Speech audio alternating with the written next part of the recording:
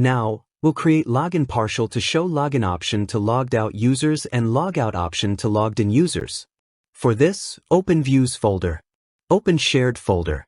Here, create an empty Razor view named Login Partial.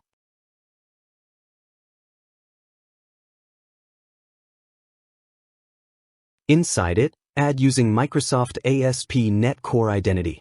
Then inject Sign-in Manager and pass users to it and name it Sign-in Manager. Then create unordered list and pass these Bootstrap classes to match with rest of the navbar.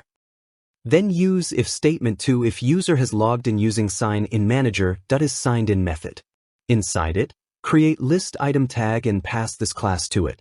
Then create form, set controller to account, action to logout and method to post.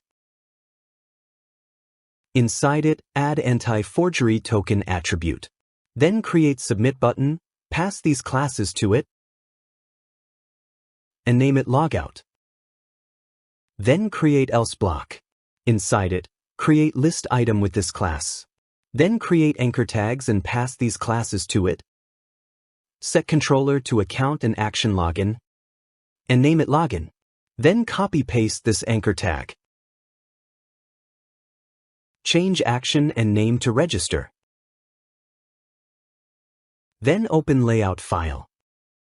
At the bottom of list, add partial tag and pass login partial to it using name. Then create the controller inside controllers folder and name it account controller.